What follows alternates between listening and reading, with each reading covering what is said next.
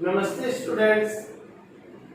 देखो last video में अपन क्या पढ़ रहे थे कि मानव का जो नर जनन तंत्र उसके बारे में पढ़ रहे थे। तो एक दो बातें तो अपन ने कर ली थी, बाकी आगे की जो बातें हैं वो अपन स्टार्ट करने जा रहे हैं। तो वीडियो को आप ध्यान से सुनिएगा और पूरे गौर से देखिएगा।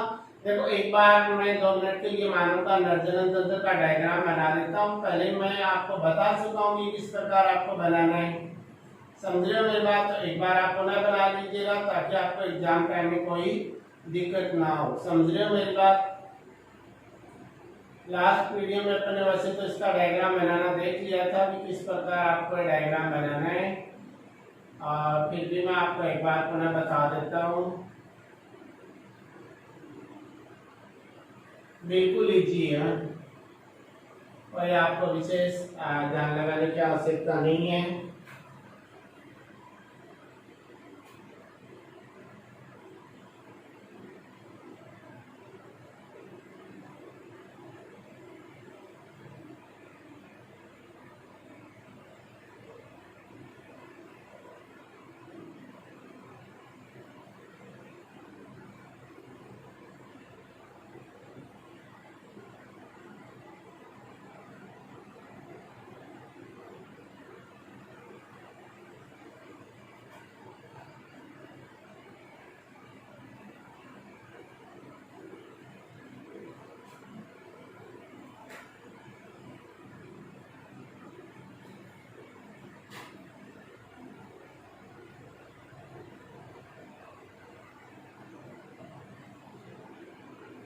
ये देखो ये मानव का नर जनन तंत्र है। समझ रहे हो मेरी बात? इसका नामांकन कर देते हैं। इस वाले भाग को बोलते हैं वर्षण। क्या बोलते हो? वर्षण। इसे बोलते हैं अधिवर्षण, इसे बोलते हैं शुक्रवाहिनी। शुक्रवाहिनी नलिका भी बोल सकते हो आप इसे बोलते हैं शुक्राशय। इसे बोला जाता है मूत्राशय, इसे बोला जाता है प्रोस्टेट ग्रंथि, और ये वाली है काउपर्स ग्रंथि।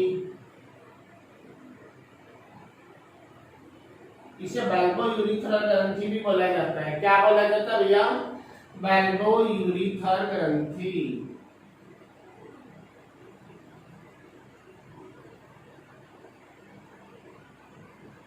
इसे बल्बो-यूरिथ्रल ग्रंथि भी बोला जाता है।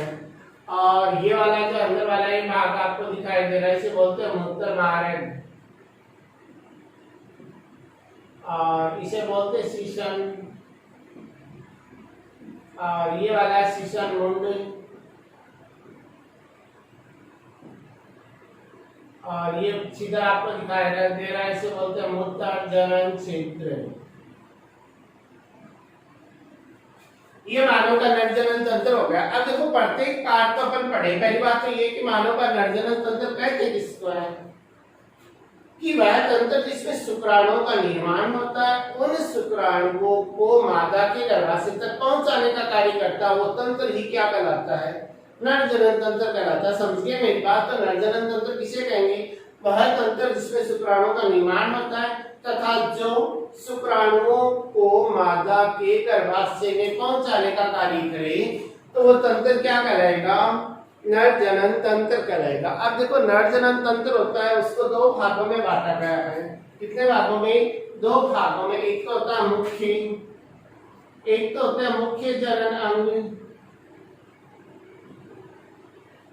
एक होता है मुख्य जनन अंग और दूसरा होता है सहायक।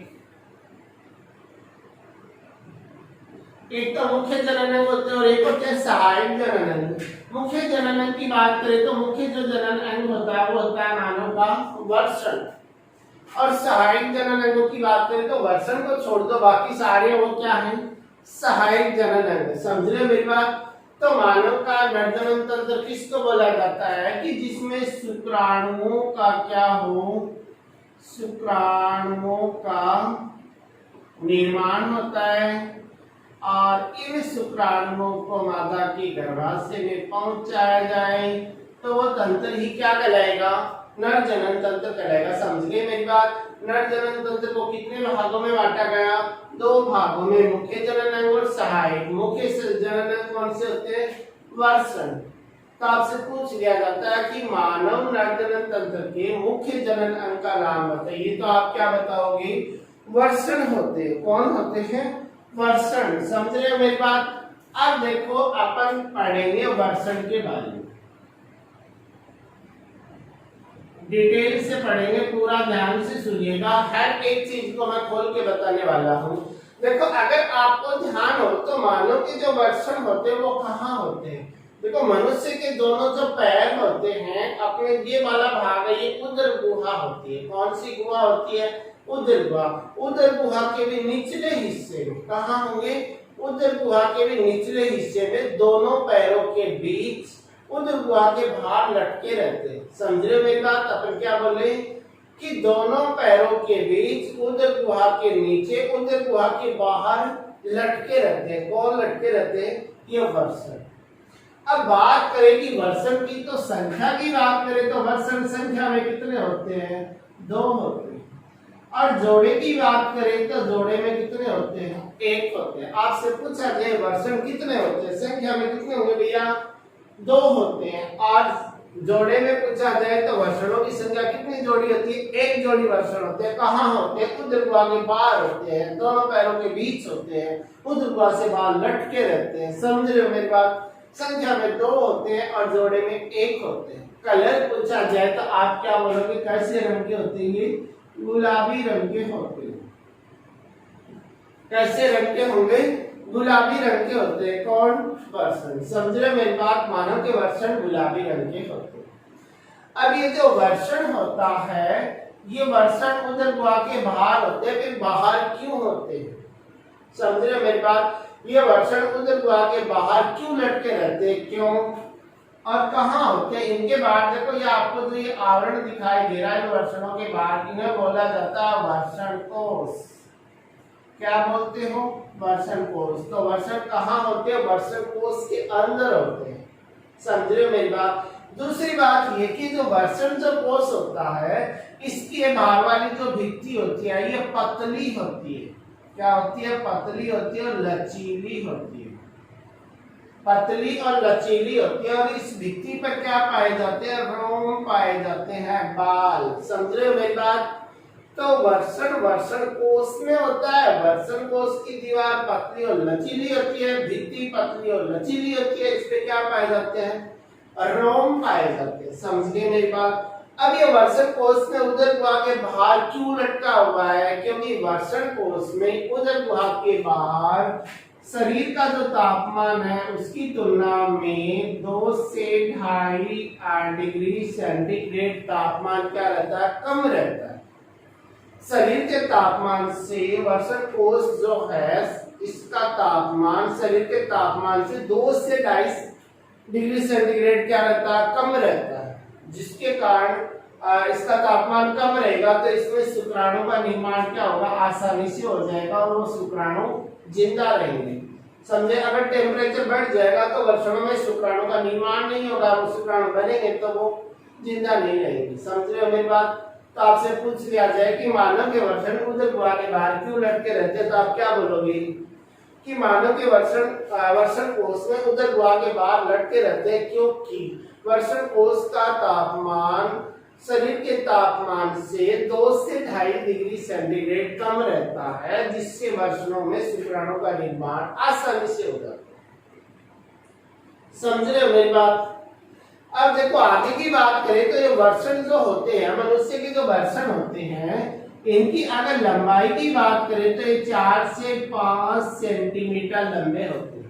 कितने लंबे होते हैं भैया? 4 से 5 सेंटीमीटर लंबे होते हैं। और चौड़ाई में देखा जाए तो ये 2 से 3 सेंटीमीटर चौड़े होते हैं। समझ रहे हो मेरी बात? ये मानव की इन वर्षणों की बात करें तो ये वर्षण जो हैं वो लंबाई में 4 से 5 सेंटीमीटर होते हैं और चौड़ाई में होते हैं 2 से 3 सेंटीमीटर चौड़े होते हैं। समझ गए मेरी बात? अगर और भी आगे की अपन बात करें तो मानव के जो वर्षण होते हैं उनमें लगभग 250 कक्ष पाए जाते हैं। इन वर्षणों के अंदर लगभग इस प्रकार से क्या पाए जाते हैं, इस प्रकार से ये 250 कक्ष पाए जाते हैं। क्या पाए जाते हैं, लगभग 250 कक्ष पाए जाते हैं। क्या पाए जाते हैं, लगभग 250 कक्ष पाए जाते हैं। इन कक्षों को बोला जाता है वर्षण पालिका। इन कक्षों को क्या बोला जाता है, वर्षण पालिका। क्या बोलते हो, वर्षण पालिका बोला जाता है। तो लगभग 250 वर्षण पालिका होती है। आपसे पूछ लिया जाता है कि एक वर्षण में कितनी वर्षण पालिका होती है, तो कितनी बताओगे, 250। अब जब प्रत्येक वर्षण पालिक है उसके अंदर 1 से 3, मतलब प्रत्येक वर्षण पाली के अंदर, प्रत्येक वर्षण पाली के अंदर 1 से 3 कुंडली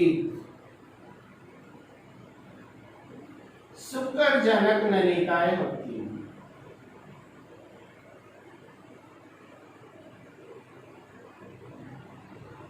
क्या होती है, 1 से 3 शुक्रजनक नलिकाएं होती है प्रत्येक वर्षण पाली में। तो 250 है, अगर प्रत्येक में 1 होगी तो 250 शुक्रजनक नलिकाएं होंगी। अगर प्रत्येक में 2 होंगी तो 250, 500 हो गई, 3 होंगी तो 750 हो गई ना। अब देखो कि 1 से 3 कुंडली शुक्रजनक नलिकाएं होंगी। अब ये जो प्रत्येक जो शुक्रजनक नलिका है उसके अंदर 2 प्रकार की सेल पाई जाती है। क्या पाई जाती है, 2 प्रकार की सेल।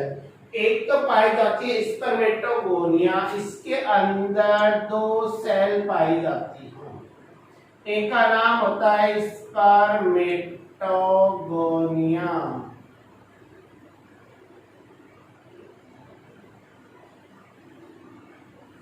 और एक होती है सर्टोली कोशिकाएं या सर्टोली सेल। एक तो होती है स्पर्मेटोगोनिया कोशिका या स्पर्मेटोगोनिया सेल, इसे नर जर्म कोशिका भी बोलते हैं।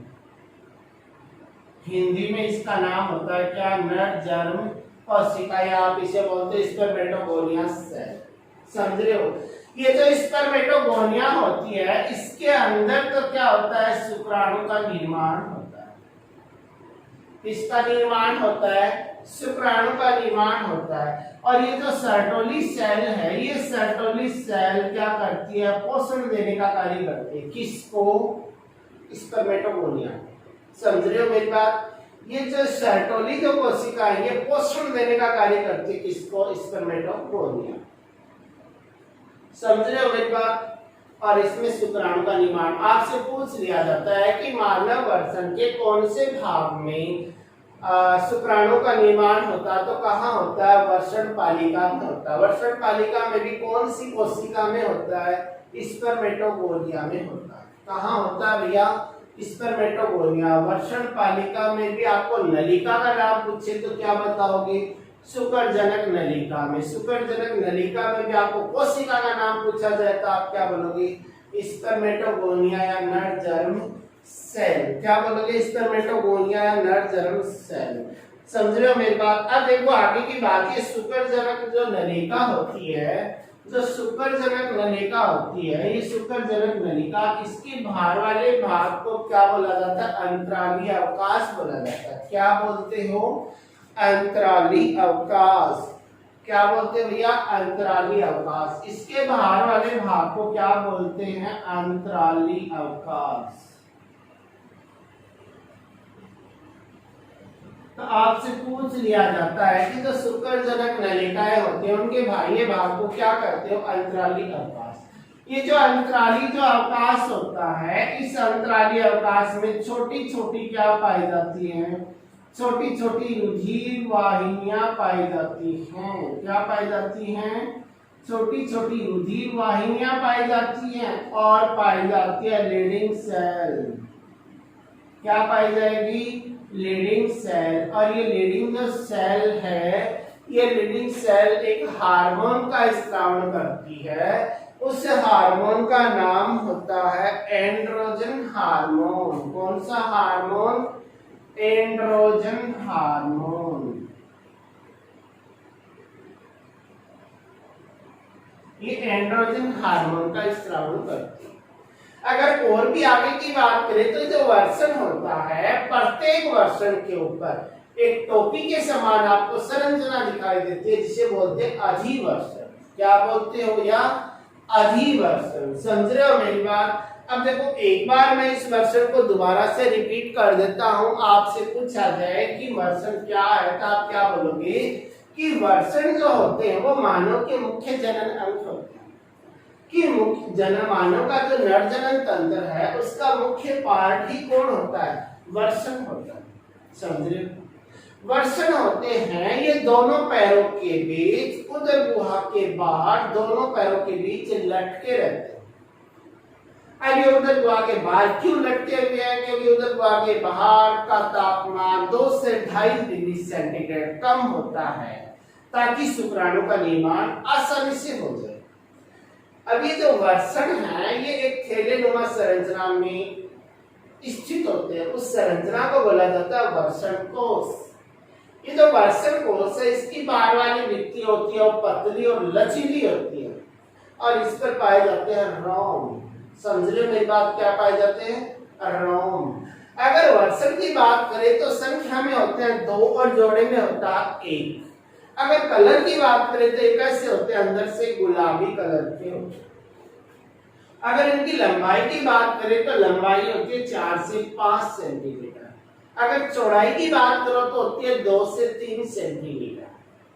अब अगर इस वर्षण को अंदर से देखा जाए, ये तो बाहर से देखने में था, अगर इसको अंदर से देखा जाए तो आपको इसको अंदर से काट करके स्लाइड बना के या काट करके अंदर से पार्ट देखोगे तो इस वर्षण के अंदर आपको 250 कक्ष दिखाई देंगे। लगभग, लगभग का मतलब ऊपर नीचे भी हो सकता है। लगभग क्या दिखाई देंगे? 250 कक्ष दिखाई देंगे। इन कक्षों को बोला जाता है वर्षण पालिका। तो आपसे पूछ लिया जाए कि वर्षण में पाए जाने वाले कक्षों को क्या कहा जाता है, तो वर्षण पालिका। अब वर्षण पालिका कितनी हो गई? 250। अब प्रत्येक जो वर्षण पालिका है उसके अंदर क्या पाई जाती है? 1 से 3 कुंडलित नलिका पाई जाती है। इनको बोला जाता है शुक्रजनक नलिकाएं। क्या कहते हैं भैया? शुक्रजनक नलिकाएं। ये जो शुक्रजनक नलिका है इसमें 2 सेल होते हैं, 2 प्रकार की सेल होती है। एक तो होती है नर जर्म कोशिका या फिर बोल सकते हैं स्पर्मेटोगोनिया, और दूसरी का नाम होता है सर्टोली कोशिका। अब जो स्पर्मेटोगोनिया ये तो क्या करती है? शुक्राणु बनाती है, और शुक्राणु बनाएगी तो इसकी ऊर्जा नष्ट होगी, तो इसको ऊर्जा कौन देती है? सर्टोली कोशिका। तो सर्टोली कोशिका का काम तो क्या? ऊर्जा देना, पोषण देना। क्या देना भैया? पोषण देना। किसको? स्पर्मेटोगोनिया नरजर्म सेल। अगर और भी आगे की बात करें तो ये जो शुक्रजनक नलिका होती है इसका बाहर वाला जो पार्ट होता है उसको बोला जाता है अंतराली अवकाश। क्या बोलते हैं भैया? अंतराली अवकाश। इस अवकाश में क्या होता है कि छोटी छोटी रुधिरवाहिनी होती है, और क्या होते हैं इसमें? लीडिंग कोशिकाएं होती है, लीडिंग सेल होती है, और ये लीडिंग सेल क्या करती है? एंड्रोजन हार्मोन का स्त्राव करती है। अगर और भी बात करें तो वर्षण के ऊपर क्या पाई जाती है? टोपी के समान संरचना होती है, प्रत्येक वर्षण पे होती है। वर्षण कितने हैं? 2। तो इनकी संख्या भी कितनी होगी? 2। जोड़े में कितने हैं? 1। तो इनकी संख्या भी क्या होगी? 1 जोड़े।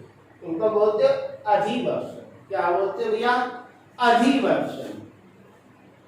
तो अपने वर्षण के बारे में पढ़ा, आपको अच्छे से समझ में आ गया होगा। देखो, हर एक बात से, हर एक पॉइंट से क्वेश्चन बनता है, तो आपको हर एक वर्ड को अच्छे से समझना होगा कि कहीं से आपको कुछ भी पूछा जा सकता है कि शुक्रजनन नलिका में पाई जाने वाली 2 कोशिकाओं के नाम बताओ। फिर आप बोलते हो कि हमारे वाले सर ने तो बताया नहीं है। मैंने आपको बता दिया कि 2 सेल होती है। कितनी प्रकार की सेल होती है भैया? 2 प्रकार की सेल होती है। अब देखो, ये वर्षण पढ़ लिया आपने, इसकी बातें कर ली, इस बाहर वाले आवरण की बात कर ली। अब देखो, यहां से एक नलिका निकलेगी। इस नलिका को क्या बोलते हो? शुक्रवाहिनी। क्या बोलते हो? शुक्रवाहिनी। अगला पॉइंट अपना रहेगा शुक्रवाहिनी।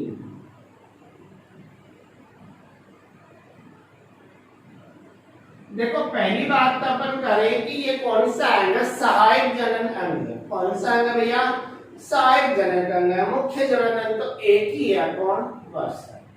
तो अपन बोल सकते हैं कि सहायक जनन अंग है। दूसरी बात अपन करें कि कहां से कहां तक फैला हुआ है। देखो आपको दिखाई दे रहा है ये यहां से निकली है और यहां तक जा रही है, तो आप क्या बोल रहे हो कि ये वृषण से लेकर के और मूत्राशय तक फैली रहती है।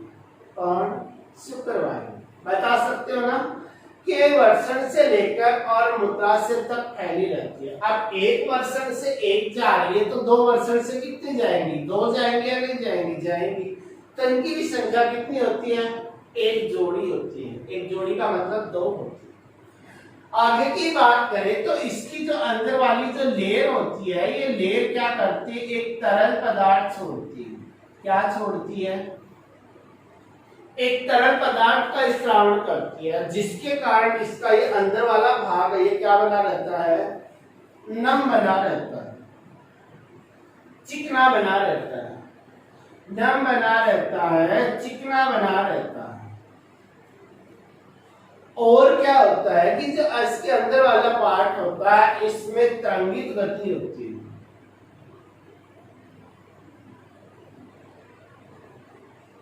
इनकी पेशियों में क्या होती है, तरंगित गति होती है। इनकी पेशियों में तरंगित गति होती है, जिसके कारण यहाँ से जो भी शुक्राणु निकला था वो आगे की ओर गति करता जाएगा और कहां तक पहुंच जाएगा, शुक्राशय तक पहुंच जाएगा।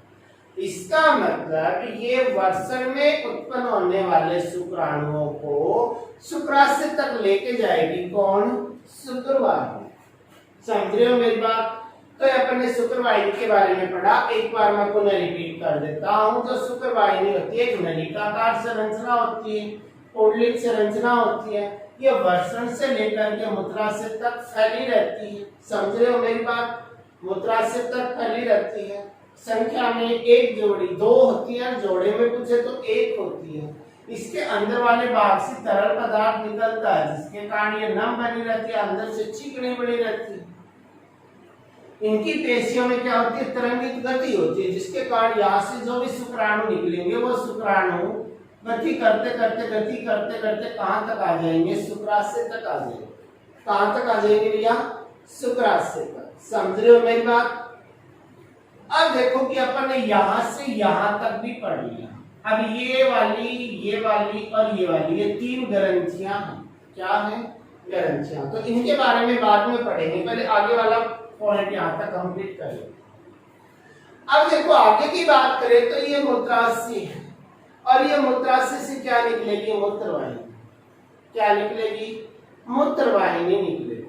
यहाँ से मूत्रवाहिनी निकली, इधर से शुक्रवाहिनी ये जा रही है, शुक्रवाहिनी आ रही है। ये मूत्रवाहिनी इस शुक्रवाहिनी के साथ मिल जाएगी और मिलकर के यहाँ से एक नलिकाकार संरचना निकलती है, जिसको बोला जाता है मूत्रमार्ग। क्या बोलते हो, मूत्रमार्ग बोला जाता है।